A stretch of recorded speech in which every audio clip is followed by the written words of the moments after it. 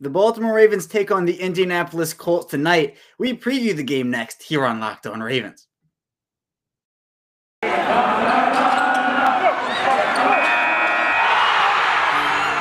are Locked On Ravens, your daily Baltimore Ravens podcast, part of the Locked On Podcast Network, your team every day.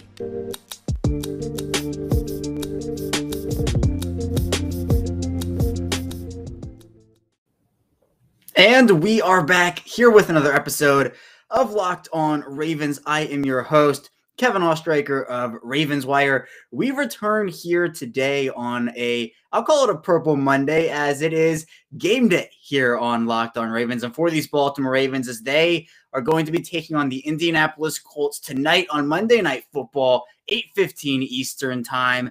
Should be a really good game overall. I know the records kind of indicate that, this is going to be a blowout. The Ravens come into this one at 3-1. Indianapolis, quite literally the opposite at 1-3, but still two very good teams. And I expect this game to be, I think, a little better than some people might anticipate at this point. And we'll get into my final score predictions at the very end of the show. So if you're curious about that, be sure to stay tuned for the entire show. But here today, it is going to be mostly just a full game preview. It's going to be our full game preview of this Monday night matchup.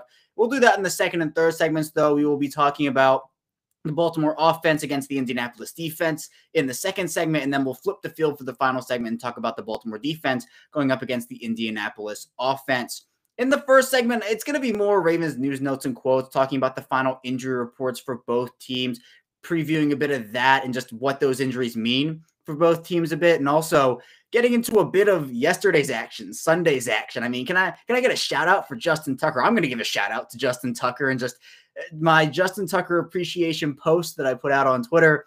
None more relevant, or I guess maybe the 66-yarder. That was pretty relevant, but one of the more relevant ones because of all those missed field goals, missed extra points that we saw yesterday and just throughout the entirety of week 5.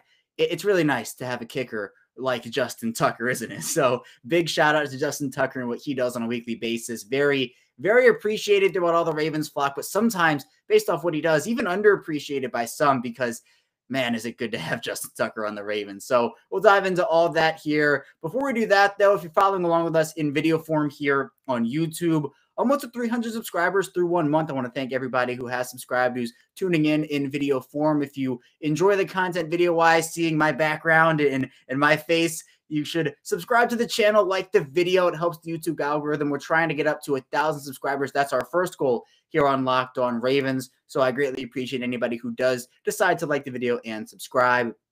If you're following along with us in audio form, so that's Apple Podcasts, Google Podcasts, Spotify, or anywhere else you get your podcast, be sure to follow the show so you know when our content comes out. That's Monday through Friday, 6 a.m. Eastern Time. Also, be sure to follow me on Twitter. My personal account is at KOstreicher34. I'm going to be live tweeting the game tonight, so if you want my live game tweets, be sure to follow me there. I also put out historical analysis, news, anything related to the Baltimore Ravens is on my account there. And also be sure to follow the Locked On Ravens Twitter account at Locked On Ravens for any episode updates there. So with all that being said, let's dive into it here. Let's start off with the two injury reports, the final ones for this game, Indianapolis and Baltimore. We'll start with Baltimore. Obviously, this is a Ravens podcast, so I think that's pretty appropriate. Pulling it up here, the final injury report for the Ravens only has one person out. I mean, it was honestly a pretty good one. And really, Rodney Stanley is the only player who is actually out for this one. And that wasn't a shock to me. I'd said on the show before, not really a shock to me. Stanley hadn't practiced and everything. So Rodney Stanley with his ankle injury, he is listed as out. He did not practice on Saturday with his ankle. Calais Campbell, Pernell McPhee, Sammy Watkins all did not practice, but just due to rest, just veteran days. They are good to go. They're ready to play. Deshaun Elliott with a quad injury. He's questionable. He participated in a limited fashion on Saturday. Same thing with Geno Stone with a thigh injury. He was limited. He's also questionable. Now, Alejandro Villanueva returned to practice on Saturday with a knee injury. Limited participant as well. He is also questionable.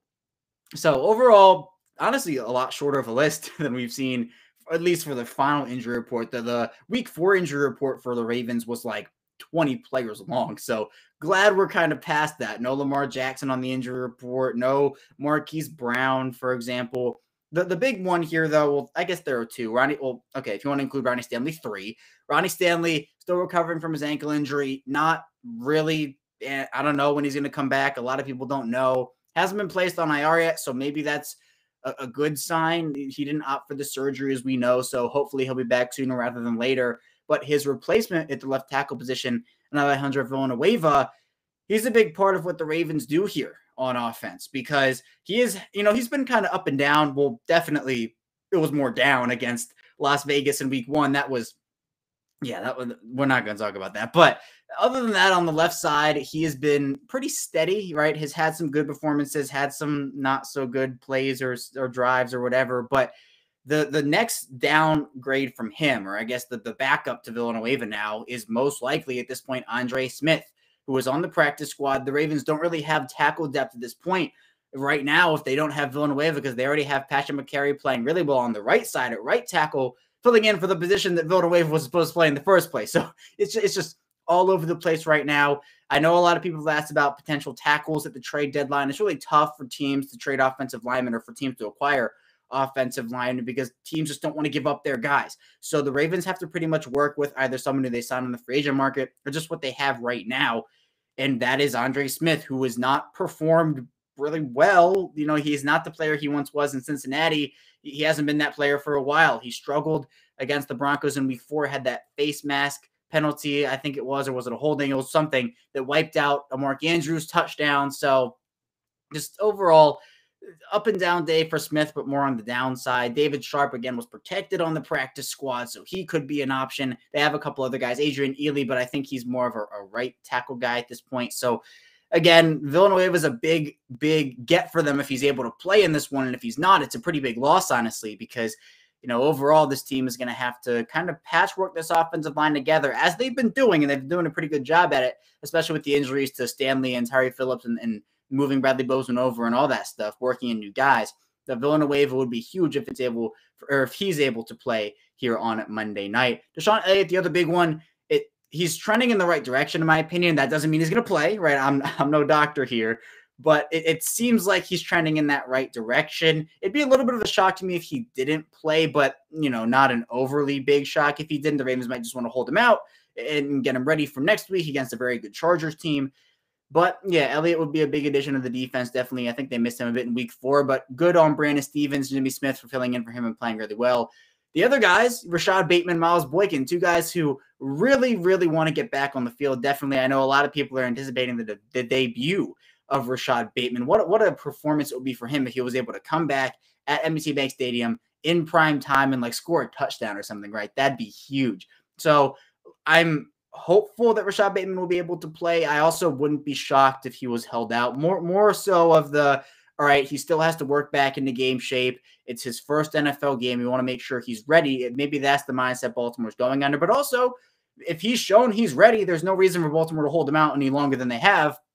Because if he's 100%, if he can help the team, he's a definite upgrade in the wide receiver room. Not saying that, Devin Duvernay, James Prochet, whoever haven't been playing well, but Bateman just gives you another element. Smooth route runner, can really do a lot and stretch defenses out. Isn't like a burner or anything, but can beat guys deep. He's kind of a jack of all trades guy. Can play him on the inside or on the outside. So I'm excited to see if Bateman's able to play. Hopefully he will be. And Boykin, obviously one of the Ravens' best blocking receivers. I mean, he is the best blocking receiver on the Ravens. So he would be a big addition as well. For the Colts here, pulling up their final injury report because it's not great.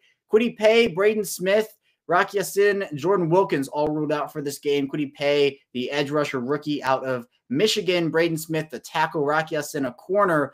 All these guys are really important to this team. And obviously Quentin Nelson, who is their best offensive lineman, really mean guy, mean guy in the trenches, nasty streak, is a really good offensive lineman for them. He is on IR, short-term IR, so he's not going to be available in this one. That compared to the Braden Smith loss, Quentin Nelson's a lot bigger, but the two of them combined, that offensive line, the Ravens will hopefully be able to feast. Maybe Justin Houston will be able to get his 100th sack in this one and get that jersey he was talking about. So hopefully that'll be the case. But look, two beat-up teams right now. Obviously, the Ravens have been the unluckiest team in the NFL in injuries so far. I'm not backing off that one. It's pretty obvious to me at this point. Other teams are going through it. The Giants had a lot of their guys go down yesterday. It was tough for them. Speaking of yesterday's action, quickly here before we head into our first break, the Ravens with a win tonight can actually take sole possession of first place in the AFC North, with Cincinnati losing in the missed field goal bowl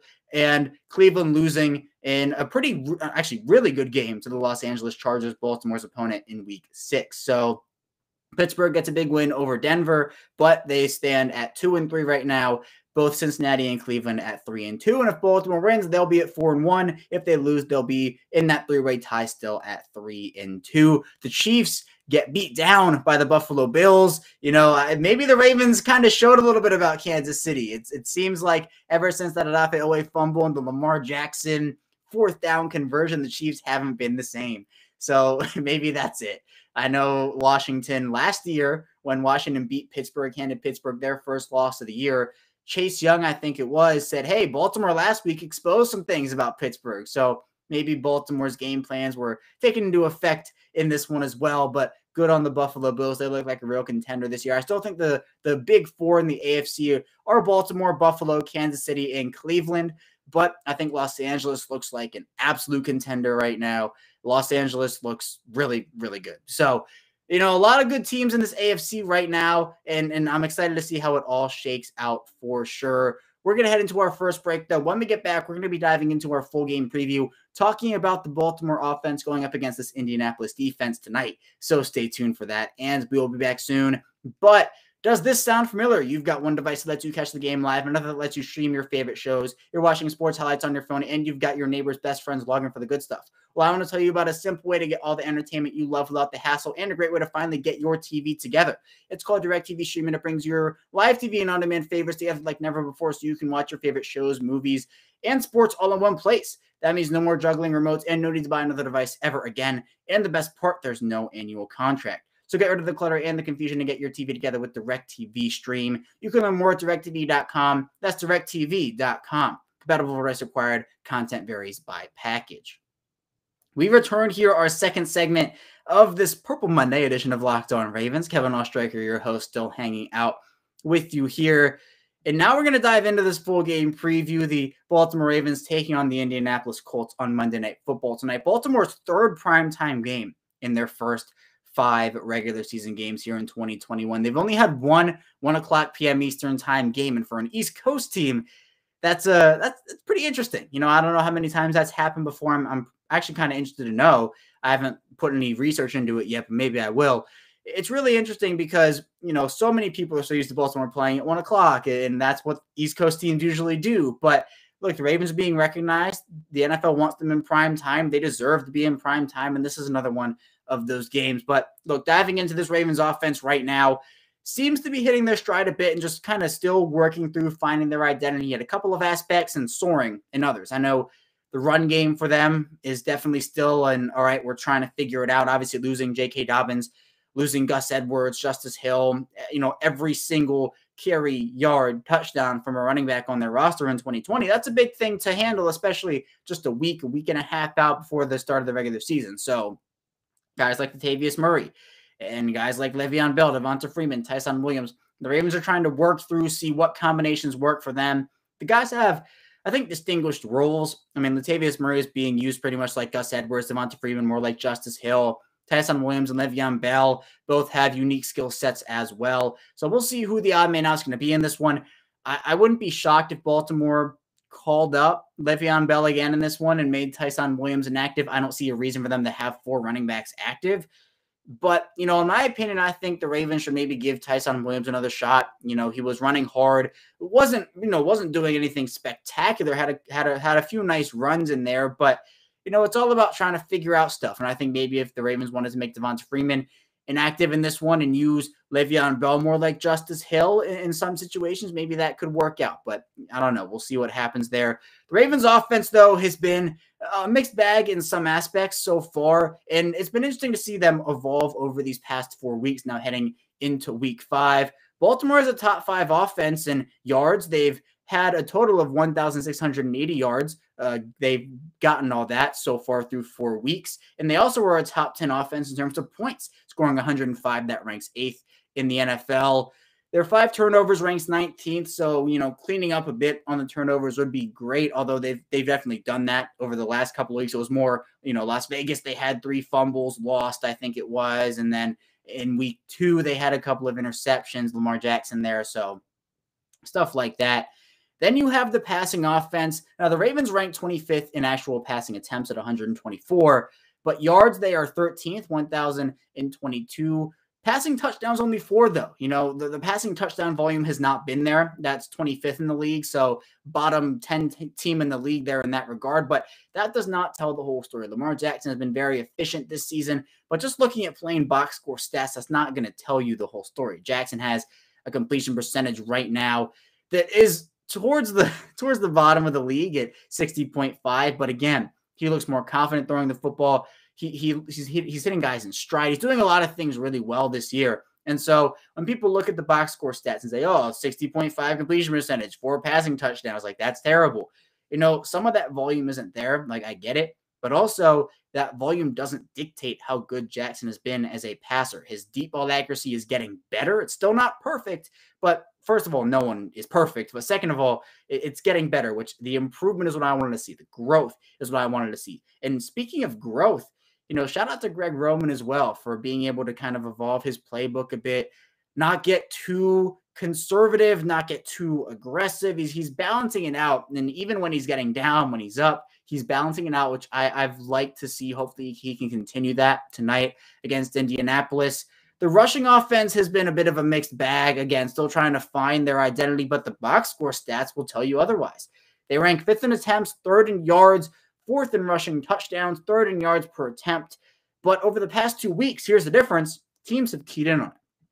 He's been keyed in on this rushing offense and really stifled Baltimore. They averaged 3.4 yards per carry last week. I mean, this is a team that has predicated their success on offense on rushing the football and doing it well. They've done it phenomenally. Over the first 2 weeks, they had those good, box score stats. And now, since teams are keying in on it, the whole narrative, as I've talked about before, was, okay, if you force the Ravens to throw, if you can stop the run, then all of a sudden you win the game. But Lamar Jackson, this Ravens passing offense has been great. Lamar Jackson, when being told, all right, beat us with your arm, he's absolutely doing it. He's literally doing it. So good on him. This offense is dangerous. It's a dual threat offense. Lamar Jackson is a dual threat quarterback. If you stop the run, you're going to have to deal with the pass. If you slow out to stop the pass and drop guys, you're going to have the run come at you. So hopefully in week 5 in Indianapolis, Baltimore again can continue to balance it all out and make sure that they're not overcommitting to one aspect of their offense and spreading the ball around. That's what I really like to see so far.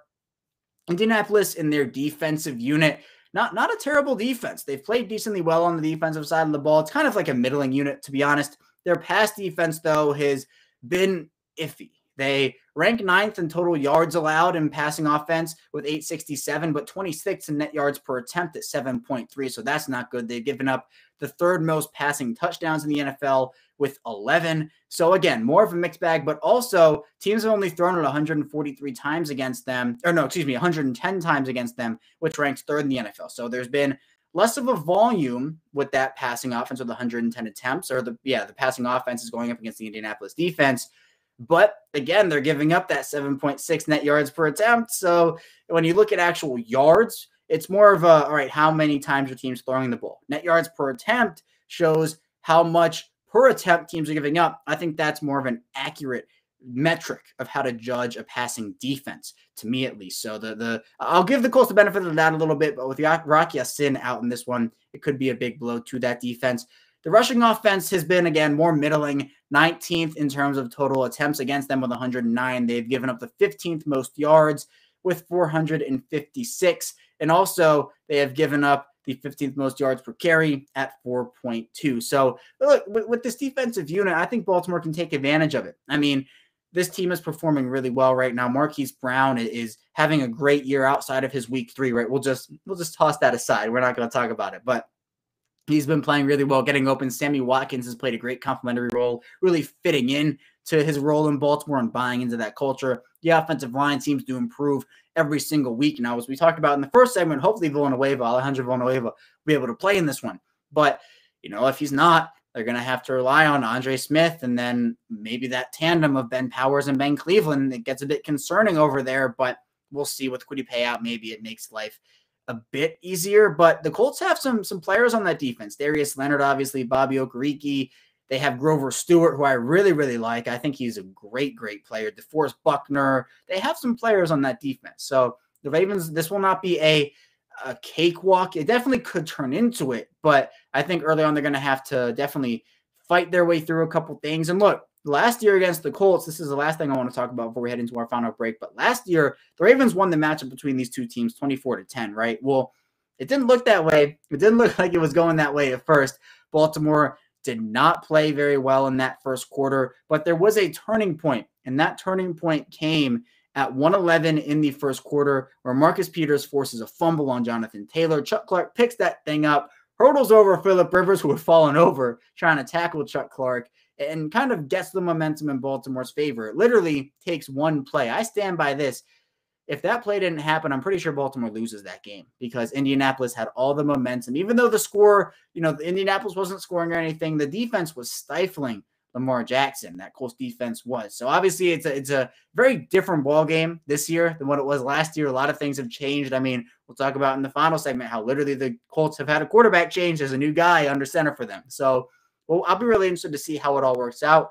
But for right now, I think the way that the Ravens offense is finding their identity, both with their passing offense and figuring it out with their rushing offense, with the Colts defense missing a few starters here for this game and their middling unit to start the year, I think that this could be a good game for the Baltimore offense. But we're going to head into our final break now. And when we return, we're going to be flipping the field talking about the Ravens defense going up against the Colts offense. So stay tuned for that. And we'll be back soon. But Built Bar is the best tasting protein bar ever. What's your favorite Built Bar flavor? Did you know that Built Bar has 9 delicious flavors, including coconut, cherry, raspberry, mint, brownie, double chocolate, and salted caramel? This week, there's limited time flavor in cookie dough chunk. And not only are Built Bar flavors the best tasting, but they're also healthy too. So order today and get that raspberry or mint brownie or whatever you like. And go to BuiltBar.com right now and use promo code LOCKED15 and you'll get 15% off of your first order. Use promo code LOCKED15 for 15% off at BuiltBar.com. We've returned here. It's our final segment of this Purple Monday edition of Locked On Ravens. Kevin Ostreicher, your host, still here with you ahead of the Ravens Monday Night Football matchup with the Indianapolis Colts. Again, should be a good one. We just talked about that Ravens offense going up against the Indianapolis defense in our second segment, but now we're going to round out the show by talking about the Ravens defense going up against the Indianapolis offense. Now, a big storyline, not just for the Colts, for the entire NFL this last offseason, 2021 offseason, was the trade of Carson Wentz from the Philadelphia Eagles to the Indianapolis Colts. The Colts, gave up a couple of picks for him, depending on what happens with Wentz. Could turn into more of a first-round pick. We'll see, though, what ends up happening. But Wentz so far has been, okay in Indianapolis. Hasn't been overly spectacular. Hasn't been completely terrible either. He's completed 88 of 138 passes, 920 yards, 5 touchdowns, just 1 interception. So hasn't turned the ball over. That's a great start for Wentz. Wentz, when he was a member of the Philadelphia Eagles last year, put up some numbers against Baltimore, but also was sacked. I mean, that offensive line in Philly last year was just bad. And Calais Campbell had a huge game in this one, or in that one. So maybe in this one he'll have the same game. He'll have a good one. So the Colts offense this year, they're missing a lot of key pieces. T.Y. Hilton's been out. They've been missing a ton of other pieces as well. They've been relying on a couple of guys who really have had to step up. Michael Pittman Jr., Zach Pascal. For right now, though, let's start with Baltimore's defense because it's a unit that definitely struggled to start the season, definitely in the passing defense. That the pass defense for Baltimore was not great, but right now they're starting to get their numbers up a little bit. They rank 24th in attempts given up, so 155 there, 25th in yards given up with a 1,092 there. They have given up 6 passing touchdowns. That ranks 9th in the entire league, so haven't been giving up a ton of passing touchdowns. 3 interceptions, ranks 11th. Net yards per attempt at 6.6. That's 16th. So, again, more of like a middling to bottom tier unit now instead of a just terrible bottom tier unit. They're getting better. Anthony Averett playing great football. Marlon Humphrey is Marlon Humphrey. Don't have to talk a ton about him. He's going to do what he does and be great at it. But they're having a lot of guys step up. Baltimore is Chuck Clark. I mean, Chuck Clark played phenomenal football so far through the first 4 weeks. Hopefully he can continue that trend. But the Ravens definitely have some work to do there. It's just a matter of continuing to improve and getting that unit better. The rush defense has been pretty good overall, I'd say, kind of a top tier to middle tier unit in that area. Fourth in attempts at 83 for that defense. They also have given up 343 yards. That's seventh.